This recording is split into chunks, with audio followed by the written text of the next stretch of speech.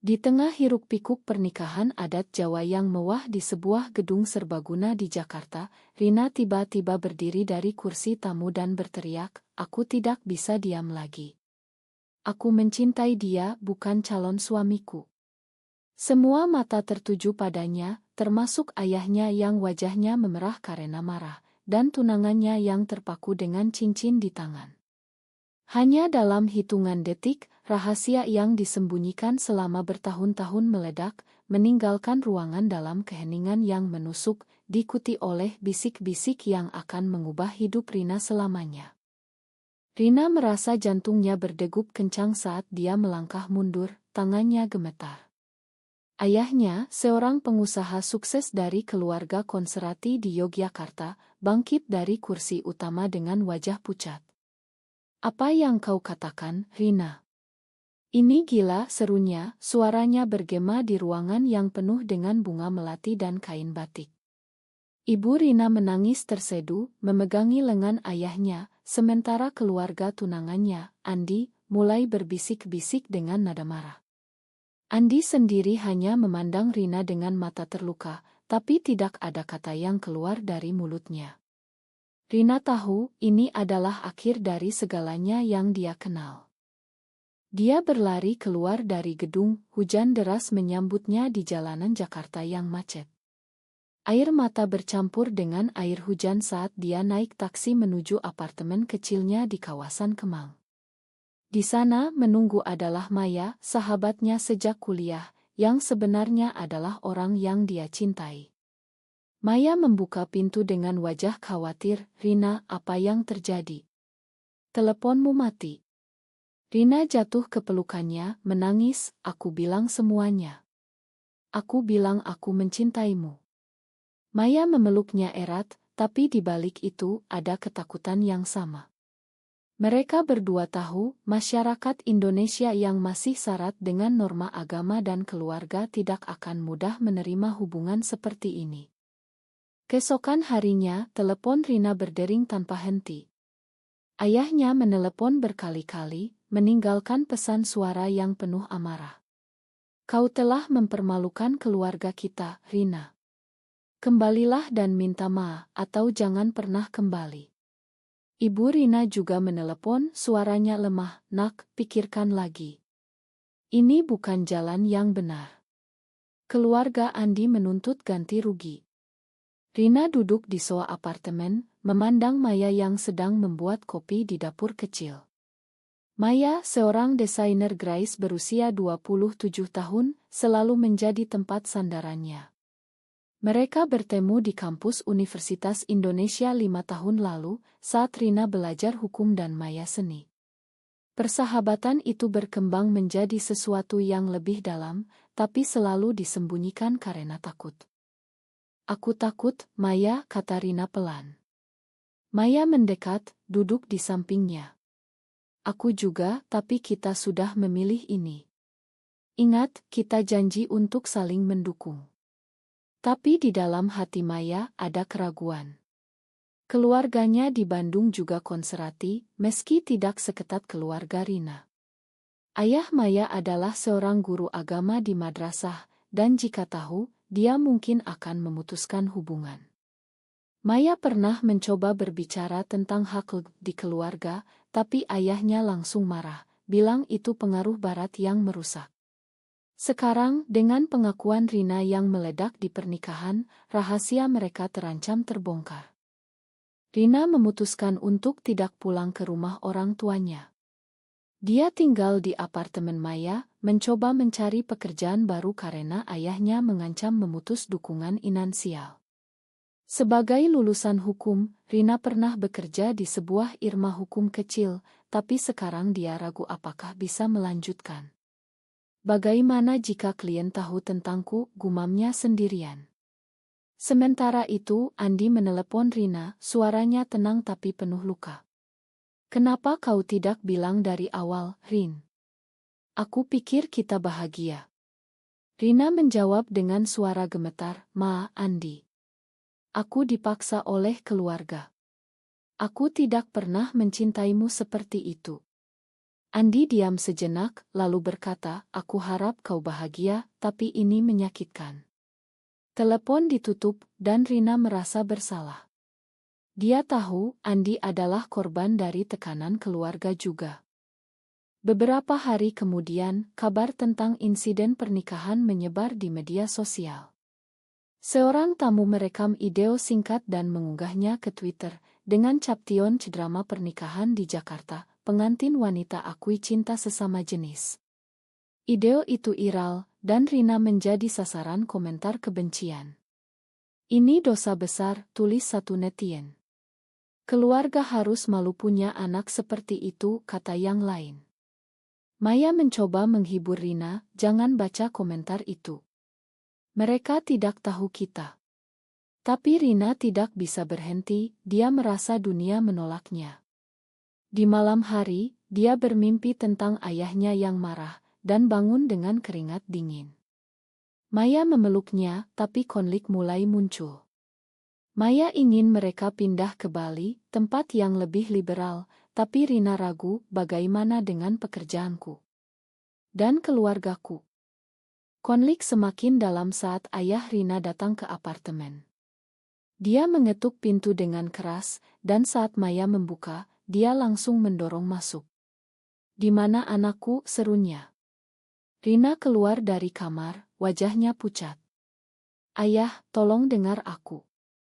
Ayahnya memandang Maya dengan tatapan jijik, "Ini gara-gara kau, ya? Kau yang merusak anakku." Maya mundur, tapi Rina berdiri di depannya. "Bukan salah Maya, ayah. Ini pilihanku." Debat sengit terjadi, ayah Rina bicara tentang agama, norma masyarakat, dan masa depan. "Di Indonesia ini kau tidak bisa hidup seperti itu. Kau akan diusir dari masyarakat." Rina menangis, tapi tidak mundur. Akhirnya, ayahnya pergi dengan kata-kata pedas, "Kau bukan anakku lagi." Pintu dibanting, meninggalkan Rina hancur. Maya memeluknya, tapi di hati Maya, ada keraguan apakah ini layak. Rina mulai mencari dukungan dari komunitas LGBT di Jakarta. Dia bergabung dengan grup online, bertemu dengan orang-orang yang punya cerita serupa. Salah satunya adalah Lina, seorang aktivis berusia 30 tahun yang pernah diusir keluarga. "Kau harus kuat, Rin. Banyak yang seperti kita," kata Lina saat mereka bertemu di kai kecil. Maya ikut, tapi dia terlihat cemburu saat Rina bicara panjang dengan Lina. "Siapa dia?" tanya Maya nanti. Rina menjawab, "Teman baru. Dia membantu." Tapi Maya merasa terancam, khawatir Rina akan meninggalkannya untuk seseorang yang lebih berani. Konflik kecil ini mulai menumpuk, menambah tekanan pada hubungan mereka. Sementara itu, Andi tidak bisa melupakan Rina. Dia bertemu dengan teman-temannya, menceritakan apa yang terjadi. "Aku merasa dibohongi," katanya. Teman-temannya menyarankan untuk balas dendam, tapi Andi menolak. Malah, dia mulai mempertanyakan dirinya sendiri. Apakah dia juga dipaksa oleh keluarga? Pernikahan itu memang diatur, dan dia tidak pernah benar-benar jatuh cinta. Tapi sekarang, dengan rahasia terbongkar, keluarganya menekannya untuk menuntut Rina. "Kita harus jaga nama baik," kata ayah Andi.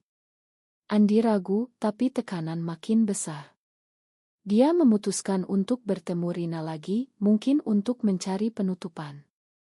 Di akhir ile ini, Rina dan Maya tidur dalam pelukan, tapi pikiran mereka penuh kekhawatiran.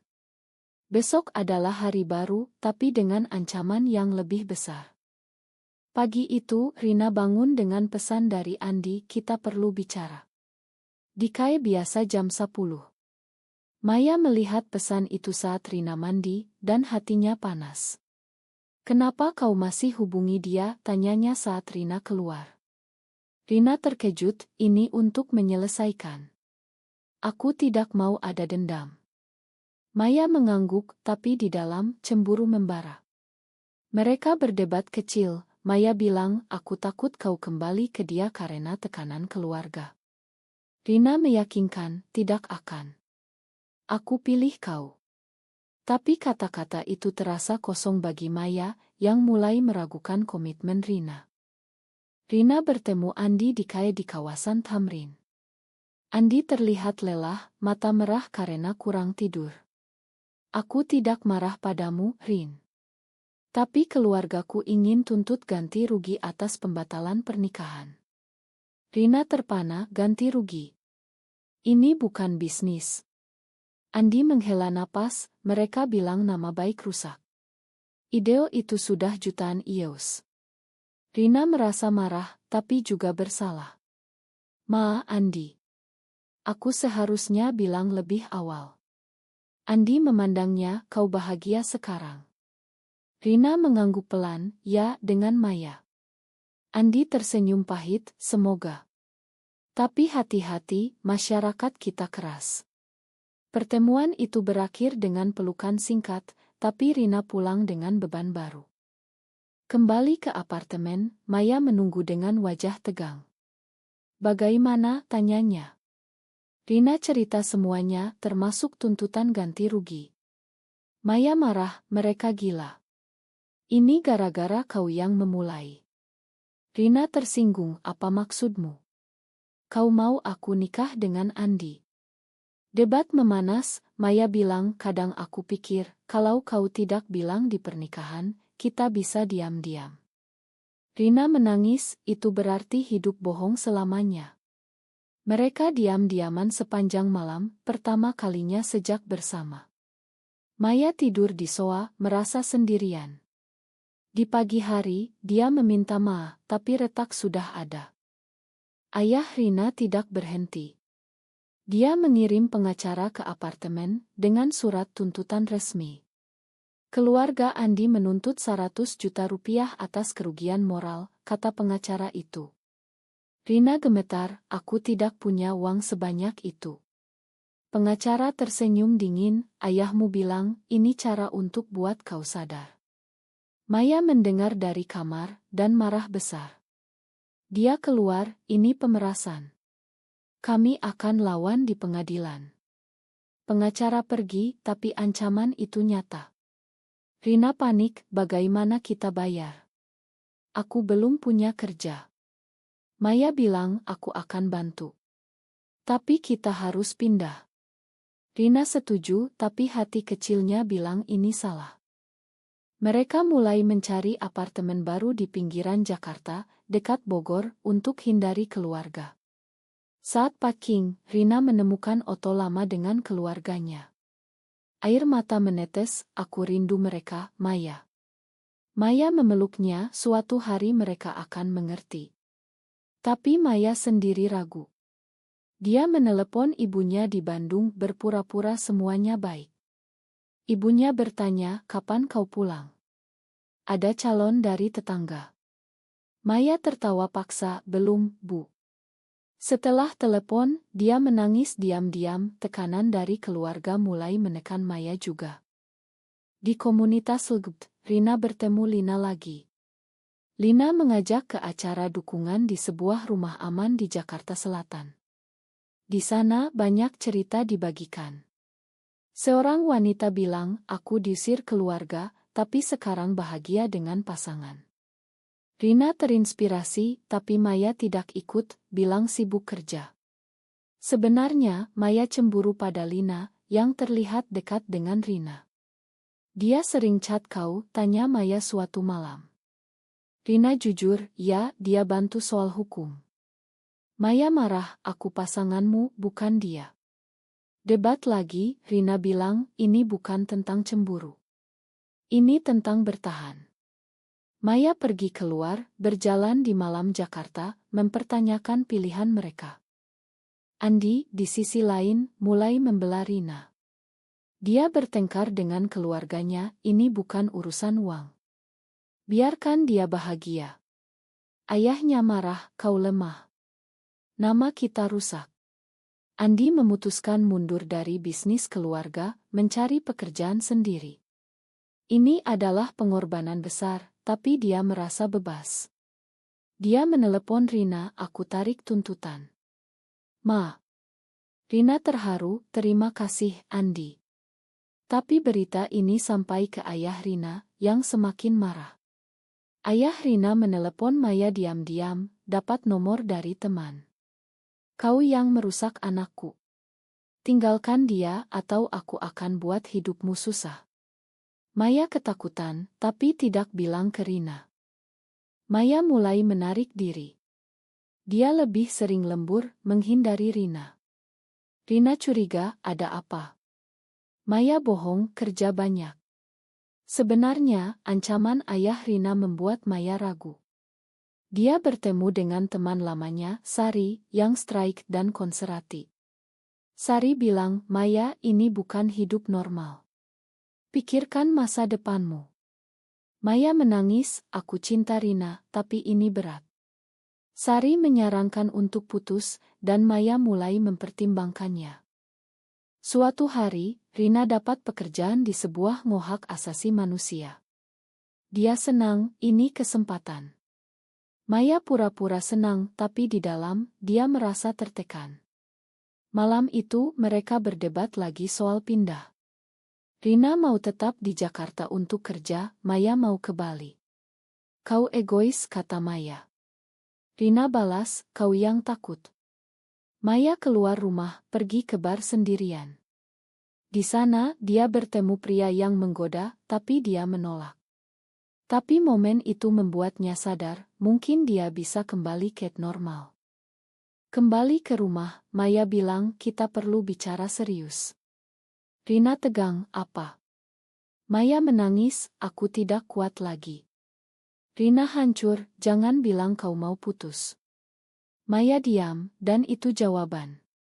Mereka berpisah malam itu, Maya pindah ke hotel sementara. Rina sendirian, menangis sepanjang malam. Pengkhianatan ini lebih sakit dari apapun. Rina bangun pagi dengan mata bengkak, apartemen terasa kosong tanpa Maya. Dia menelepon Maya berkali-kali, tapi tidak diangkat. Akhirnya pesan masuk, Ma, Rin. Aku butuh waktu. Ini terlalu berat.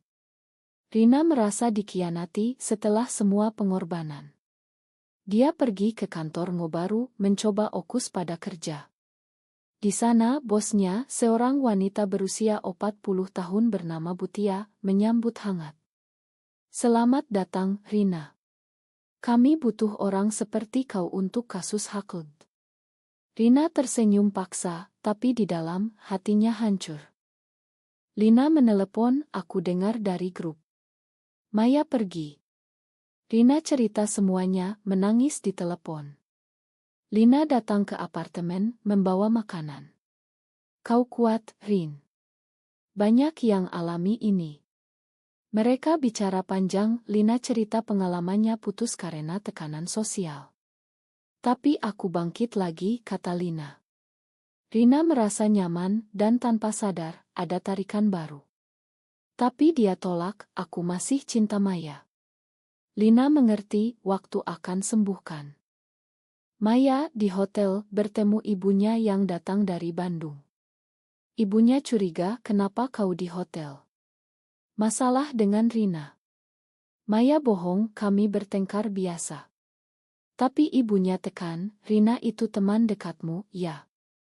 Jangan terlalu dekat, nanti orang salah paham. Maya menangis dalam hati, tapi setuju. Dia memutuskan pulang ke Bandung, meninggalkan pekerjaan di Jakarta. Di kereta, dia memandang foto Rina, tapi hapus. Ini untuk kebaikan, gumamnya. Ayah Rina tahu tentang perpisahan dari pengacara. Dia menelepon Rina, akhirnya kau sadar. Kembalilah, kita lupakan semuanya. Rina marah, ayah yang buat ini. Kau ancam Maya. Ayahnya diam, lalu bilang, aku lakukan untukmu. Rina tutup telepon, merasa marah besar.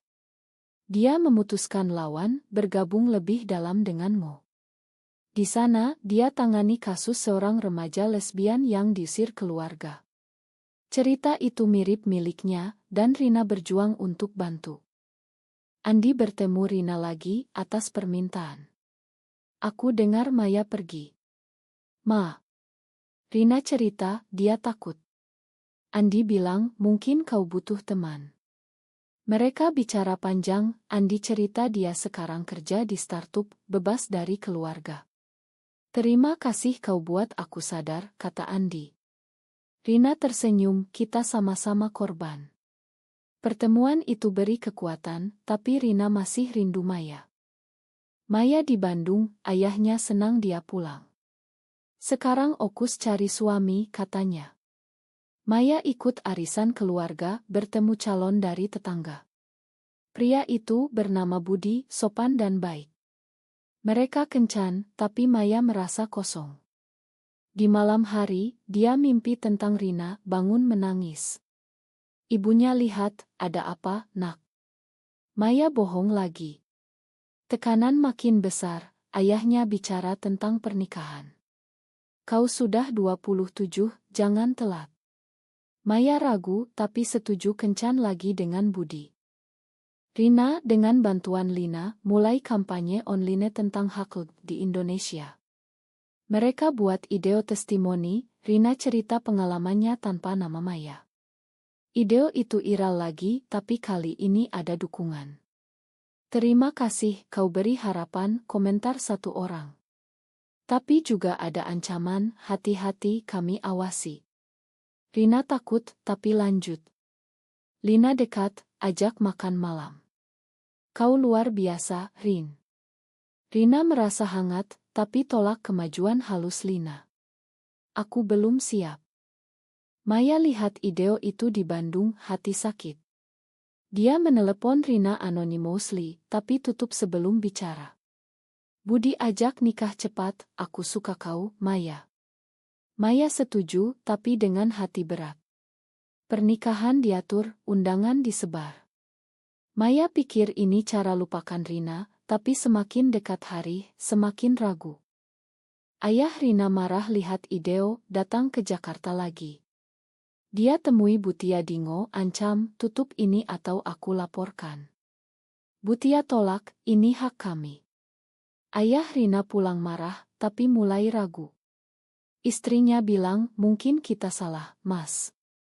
Rina anak kita. Ayahnya diam, mempertanyakan keyakinannya. Maya sehari sebelum nikah, kabur ke Jakarta. Dia datang ke apartemen Rina, mengetuk pintu. Rina buka, terkejut. Maya. Maya menangis, aku salah. Aku takut, tapi aku cinta kau. Rina peluk, tapi bilang, kau khianati aku. Mereka bicara panjang, Maya cerita ancaman ayah Rina. Rina marah, kenapa tidak bilang? Maya, aku lemah. Mereka mamaan, tapi Rina bilang, kita butuh waktu. Maya pulang ke Bandung, batalkan nikah. Keluarganya marah, ayahnya bilang, kau gila. Maya akhirnya akui, aku lesbian, ayah. Aku cinta wanita. Ayahnya syok, usir dia. Maya kembali ke Jakarta, tapi Rina ragu terima lagi. Konflik mencapai puncak saat Lina ajak Rina kencan resmi. Rina setuju, pikir moe on tapi Maya datang, lihat mereka. Rina, tolong beri kesempatan lagi. Rina bingung, pilih antara Lina yang dukung dan Maya yang khianati. Dia pilih Maya, tapi dengan syarat. Kita harus kuat bersama. Lina mundur, tapi tetap teman. Maya pindah kembali ke apartemen, tapi hubungan mereka rapuh.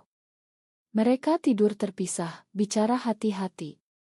Aku janji tidak kabur lagi, kata Maya.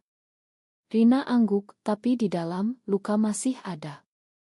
Mereka ikut terapi Dingo, bicara tentang trauma. Terapis bilang tekanan sosial bisa hancurkan hubungan. Kalian harus bangun kepercayaan. Rina dan Maya usaha, tapi argumen kecil sering muncul. Maya bilang, kau terlalu dekat Lina. Rina balas, dia bantu saat kau pergi. Ayah Maya datang ke Jakarta, marah besar. Dia temui Maya di KAE, kembalilah. Kau bikin malu keluarga. Maya tegas, ini hidupku, ayah. Ayahnya bilang, di agama kita, ini dosa. Maya menangis, aku tetap anakmu. Ayahnya pergi, tapi hubungan putus. Maya hancur, tapi Rina dukung. Kita punya satu sama lain.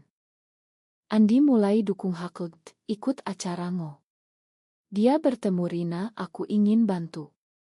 Rina senang, terima kasih.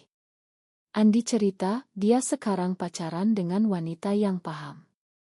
Kau buat aku lihat dunia berbeda. Ayah Rina mulai berubah. Istrinya tekan, hubungi Rina. Dia telepon, aku salah. Aku takut kehilanganmu. Rina terharu, tapi bilang butuh waktu. Mereka bertemu, ayah minta maaf. Aku lihat ide kau berjuang. Rina cerita tentang Maya, ayah dengar. Aku coba pahami. Ini langkah besar, tapi tidak sempurna. Maya dapat pekerjaan baru di agensi desain. Dia mulai independen, tapi tekanan dari masyarakat tetap. Di media sosial, mereka dapat dukungan dan kebencian. Suatu hari, demonstrasi anti-LGBT di Jakarta, dan Rina jadi sasaran. Rina ikut protes balik, Maya takut. Jangan pergi, bahaya. Rina bilang, ini perjuangan kita. Maya ikut, tapi di demo ada kerusuhan.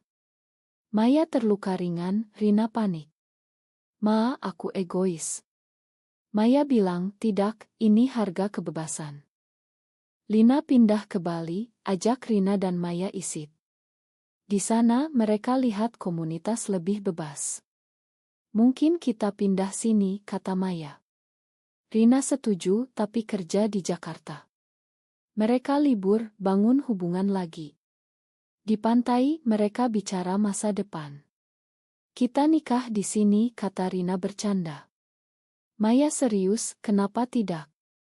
Meski tidak resmi. Kembali ke Jakarta, ayah Rina ajak makan malam keluarga. Ibu senang, Maya juga datang. Maya tegang, tapi ayah Rina ramah. Aku coba terima. Makan malam berjalan baik, tapi ada ketegangan. Adik Rina bertanya, Kak, kenapa kau suka cewek? Rina jelas sederhana. Keluarga mulai paham. Tapi masalah baru muncul. Bos Maya, Konserati, tahu tentang Rina dari gosip. Dia pecat Maya, ini tidak sesuai nilai perusahaan. Maya marah, ini diskriminasi. Dia laporkan dengan bantuan Rina Dingo.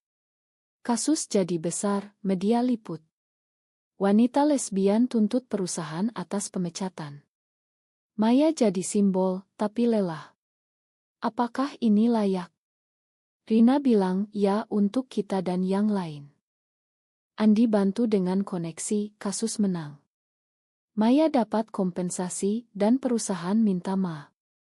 Ini kemenangan, tapi harga tinggi. Maya stres, mulai minum lebih sering. Rina khawatir, jangan begini. Maya bilang, aku capek bertarung. Debat lagi, Maya bilang, kadang aku pikir kalau aku nikah Budi, hidup lebih mudah. Rina sakit hati, pergi saja kalau begitu. Maya pergi lagi ke teman. Rina sendirian, hubungi Lina di Bali. Aku lelah. Lina bilang, datang sini. Rina pergi, tinggal Maya. Di Bali, Lina dukung, kau pantas bahagia. Rina tergoda, tapi ingat Maya. Maya datang ke Bali, Ma, aku takut lagi. Mereka rekonsiliasi, tapi ini siklus. Hubungan Rina dan Maya stabil di Bali. Mereka pindah, Rina kerja remote di Ngo, Maya buka studio desain kecil. Hidup lebih tenang, tapi masa lalu menghantui. Mereka ikut komunitas lokal, bertemu pasangan lain. Di sini lebih aman, kata Maya. Tapi berita dari Jakarta, ayah Rina sakit. Rina pulang, Maya ikut. Di rumah sakit, ayah bilang, Ma atas semuanya. Aku bangga padamu. Rina menangis, aku juga Ma. Ayah pulih, dan keluarga mulai terima Maya. Maya hubungi keluarganya lagi. Ibunya datang ke Bali, bicara panjang. Aku coba pahami, nak. Ayah Maya masih marah, tapi ibu jadi jembatan. Perlahan, rekonsiliasi terjadi. Andi menikah, undang Rina dan Maya. Di pesta, mereka lihat betapa masyarakat berubah pelan. Tapi masih ada tantangan. Sebuah undang-undang anti-LGBTQ diusulkan di PR, dan Rina ikut kampanye tolak. Maya dukung penuh, kita bersama. Mereka jadi aktivis, bicara di Orum. Suatu hari, Lina datang isit, sudah punya pasangan baru. Senang lihat kalian bahagia. Rina tersenyum, terima kasih atas dukungan. Hidup mereka penuh pengorbanan, tapi juga cinta. Di akhir, Rina dan Maya duduk di pantai Bali, memandang matahari terbenam. Apa kita benar pilih ini? Tanya Rina. Maya jawab, ya, meski berat. Mereka peluk, tahu harga yang dibayar. Apakah mencintai seseorang yang dilarang masyarakat selalu berakhir dengan pengorbanan yang layak, atau justru sebuah kesalahan yang bisa dihindari? Sekitar 1020 kata.